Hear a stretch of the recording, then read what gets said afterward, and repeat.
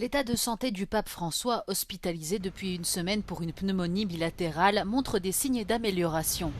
Le porte-parole du Vatican, Matteo Bruni, a déclaré ce vendredi que le souverain pontife avait bien dormi, qu'il avait pu prendre son petit déjeuner et passer quelques appels téléphoniques. Il a également déclaré que son état était stable. Le souverain pontife, âgé de 88 ans, est soigné à l'hôpital Gemelli de Rome, où il a été admis le 14 février. Une hospitalisation qui a alimenté les spéculations sur une possible renonciation de sa fonction de chef de l'Église catholique, à l'instar de son prédécesseur Benoît XVI. François a cependant déjà fermement exclu par le passé la possibilité d'une renonciation qu'il a qualifiée en 2024 d'hypothèse lointaine. Tous les événements publics du pape ont été annulés. Les médecins estiment que le souverain pontife n'est pas hors de danger et affirment que son hospitalisation durera au moins toute la semaine prochaine.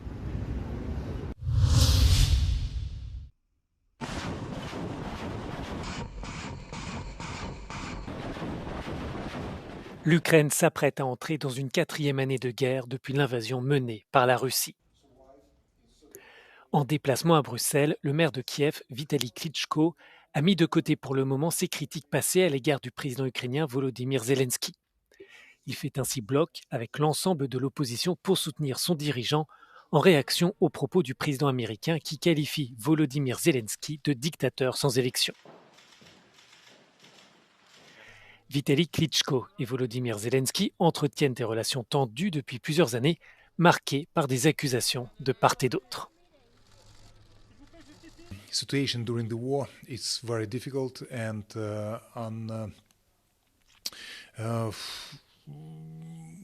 country in the war. The millions of people are right now on the front line.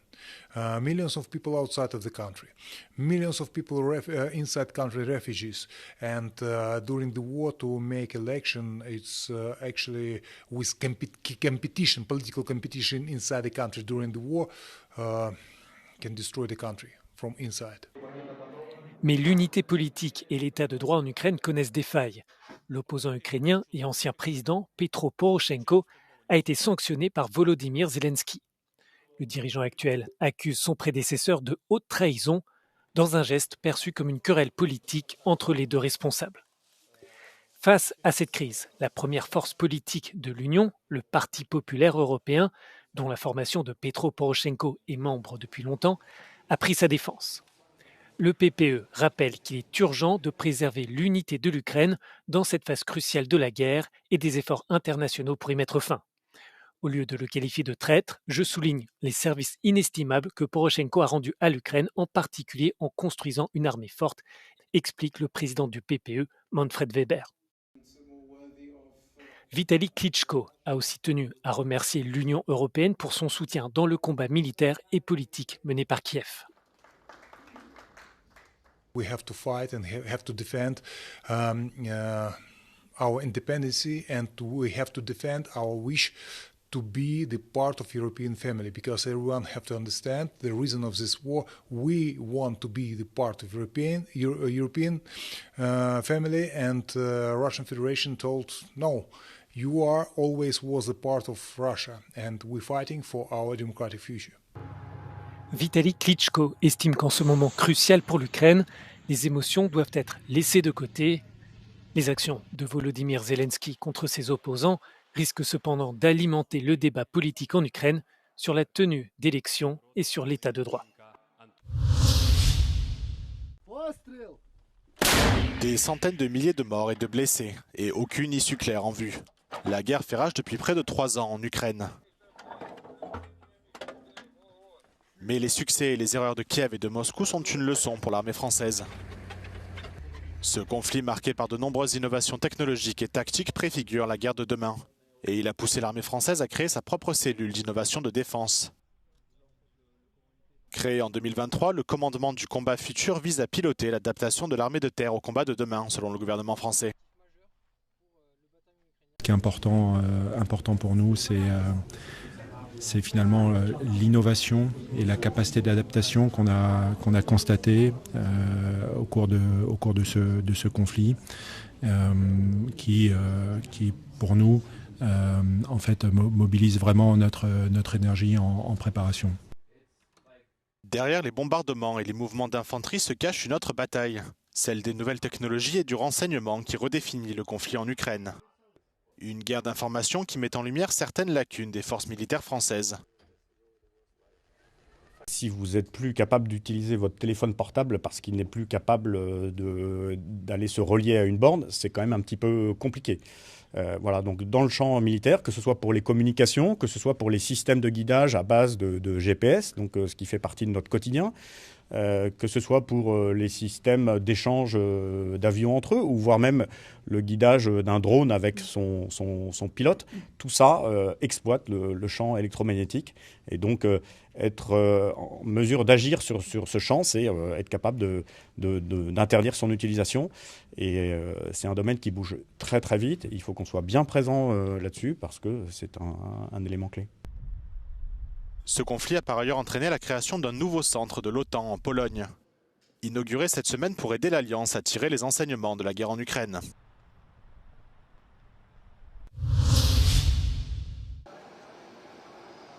Une série d'explosions impliquant plusieurs bus a eu lieu jeudi dans la ville israélienne de Bat Yam, au sud de Tel Aviv. Selon les médias locaux, les véhicules étaient vides et à l'arrêt quand les explosions se sont produites. Les autorités disent avoir connaissance d'au moins 5 engins explosifs, dont certains ont été désamorcés par les équipes de déminage.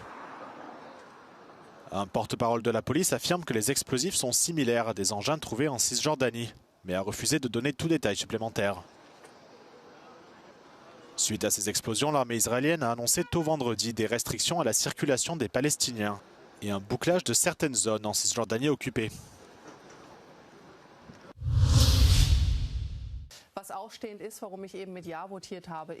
Dernier débat télévisé avant les élections fédérales de dimanche pour le titre de chancelier en Allemagne.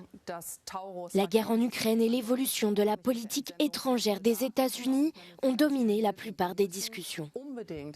Les candidats ont reconnu que l'approche changeante de Washington a accru la menace de guerre.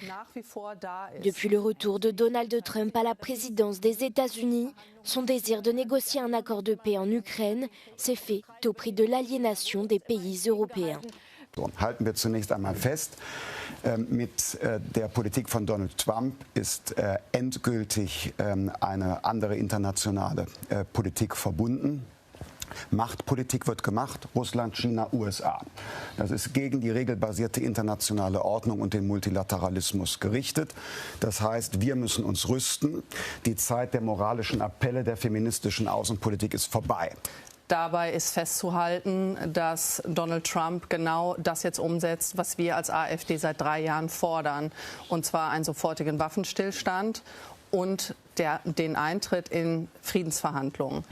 Mais certains candidats estiment que la sécurité de l'Europe commence par l'Ukraine et la présentation d'un front uni contre l'agression russe.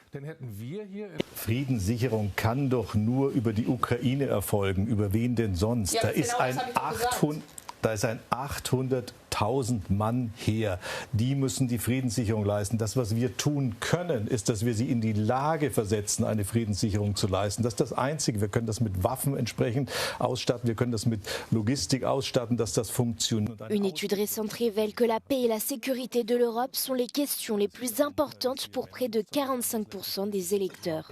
L'immigration et l'économie figurent également parmi les questions les plus controversées qui détermineront le prochain dirigeant du pays. Le secteur touristique grec optimiste pour 2025 avec des pronostics prévoyant une hausse des arrivées de touristes et du chiffre d'affaires. Toutefois, les tremblements de terre répétés à Santorin ces dernières semaines jettent une ombre sur ce tableau positif et pourraient avoir un impact sur les performances globales du tourisme grec. À l'aéroport international d'Athènes, les récents événements n'ont pour l'instant pas affecté la programmation des compagnies aériennes internationales qui multiplient les liaisons avec la Grèce. Η πληροφορία που έχουμε αυτή τη στιγμή από τις αεροπορικές εταιρείες είναι γενικώς ότι δεν έχει επηρεαστεί, δεν έχουν επηρεαστεί δρομολόγια, προγραμματισμός για το καλοκαίρι ή για την άνοιξη, δεν έχει επηρεαστεί. Βέβαια, πρέπει να πούμε ότι και το ξέρουμε όλοι πολύ καλά, ότι ο τουρισμός είναι ιδιαίτερα ευμετάβλητος κλάδος, επηρεάζεται πολύ από διάφορες εξελίξεις. À Santorin même, les annulations pour la période de Pâques atteignent 80%. Le secteur touristique attend donc le mois de mai, dont le cours sera déterminé dans la première moitié du mois de mars.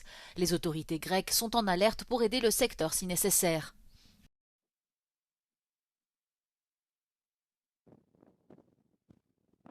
Έχει προβληματιστική η αγορά, το αντιμετωπίζουμε όμως με πολύ ψυχραιμία και απλώς ήθελα να σας επισημάνω ότι είναι αρκετά νωρίς στη σεζόν οτιδήποτε γίνεται. Δεν είμαστε ο μοναδικός προορισμός ο οποίος έχει τέτοια ευαισθητογενή συμπτώματα. Όλοι αυτοί που έχουν επενδύσει στην Ελλάδα και κατανοούν κιόλας τι γίνεται, είναι πολύ ψυχρεμοί μαζί με εμάς. Δεν έχουμε αυτή την αντίδραση, την αρνητική που θα περίμενε κάποιος. Είναι πολύ ψυχρεμοί.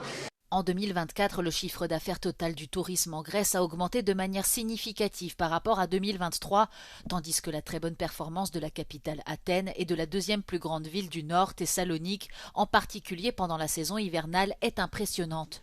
Selon une enquête présentée par l'Association des hôtels d'Athènes, le trafic dans la capitale a été stimulé malgré l'augmentation du prix moyen des chambres de 10% par rapport à 2023. Δεν είναι μόνο οι αφίξεις και δεν πρέπει να μετράμε μόνο κεφάλαια και αφίξεις, είναι και η ποιότητα του τουρίστα που έρχεται. Βλέπουμε λοιπόν ότι οι τιμές έχουν αυξηθεί, το οποίο προφανώς σημαίνει ότι και η ποιότητα του τουρίστα που έρχεται έχει αυξηθεί. Έχουμε περιθώρια όμως και στο κομμάτι πληρωτήτων. Les données disponibles jusqu'à présent suggèrent que les arrivées augmenteront cette année, tandis que les marchés d'Europe occidentale évoluent également de manière encourageante.